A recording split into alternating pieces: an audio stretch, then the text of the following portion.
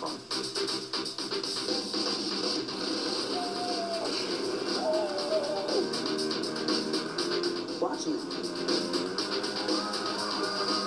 Welcome back to this special 1-hour InnerSpace in celebration of Stargate Universe, all taking place in front of this live studio audience. Yeah.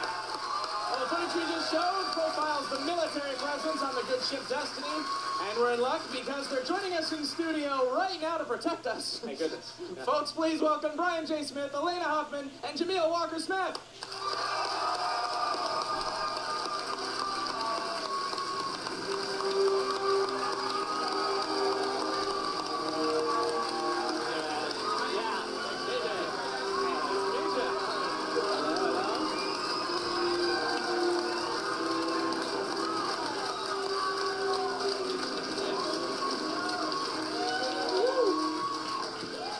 Well, we were hoping for a bit of enthusiasm. Yeah, that would have been nice. Would have appreciated that. Well, thank you for being here and for protecting us. Jameel, I want to start with you. Would you protect me if something happens? Because, as you may know, I was a bit hard on your character in the first season of SGU, but I have come around a little bit. So are we cool? We're cool, and to protect you, I would use that top. You would? Okay. Redefining fashion right here. Look at that. We're going to add 4 inches to it. Love it. How do you feel like your character's developed? Because, I mean, we really started off and we saw the more militaristic side, but now he's, we're seeing a bit of a softer side. We've got his backstory and everything. I think once things kind of settled on the Destiny, it gave people of the military faction the opportunity to maybe, instead of protecting everyone, get an opportunity to kind of be a person and be themselves. You know what I mean? And yeah. Kind of take those 2 dimensions of a warrior and add that 3rd dimension of a human being more. So it's been a great journey and a great ride. That's cool. Yeah. Well, Brian, obviously Scott most recently had this opportunity to rise through the ranks aboard the Destiny. Didn't take that, though, but he continues to be a bit of a leader still. Why did he fight the opportunity to rise up the ranks? Well, I think he realized it wasn't an opportunity for him at all. It was actually an opportunity to help somebody else out. He had information. He knew that the Destiny needed Young to be the leader. That's the information we had. That the ship shut down because Young shut down, and it would have been incredibly selfish and stupid for him to say, "Okay, I'm the leader now, and I'm going to step in and start, throwing around orders and stuff like that." Yeah. It wouldn't have worked. So he. The thing that's really impressive to me about that scene and that moment for him is his ability to admit and say, "Look, man, I couldn't do it.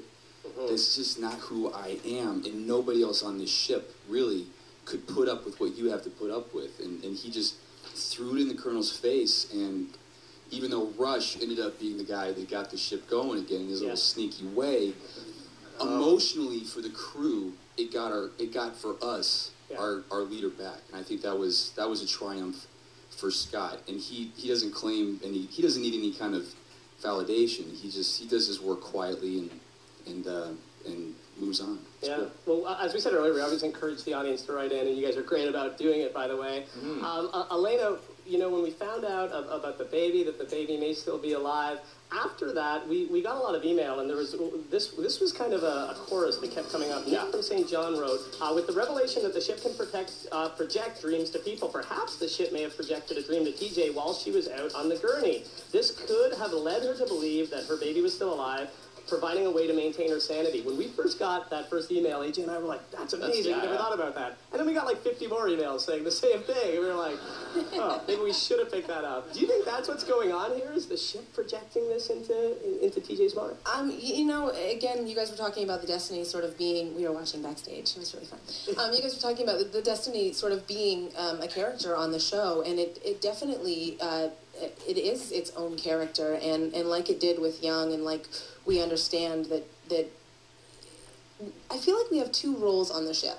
We've got our lives, our personal lives, and then we've got our job. And I think with TJ, she's got a lot of vulnerability, and so if the ship's picking up on that, then yeah. You may not be able to spoil it, but just really quickly, is TJ going to get together with Varo? A good character drama will have a love triangle. Oh my! Okay. I don't mind. Well, when the other person in that love triangle is Colonel Young, Vero should be scared, I think. Can we like make it a square? Well, I like bottles of leather. on that note, we do have to take a little break, but will you guys stick around for the next few segments? Yeah, absolutely. All right. We hope you stick with us as well, because some of the civilians will be coming out here on the stage after this. We're going to be joined by David Blue, Ming-Na, and Elise Levesque. That's after the break. Plus, a little later in the show, we'll give you a sneak peek at the next new episode of SGU. Don't go anywhere.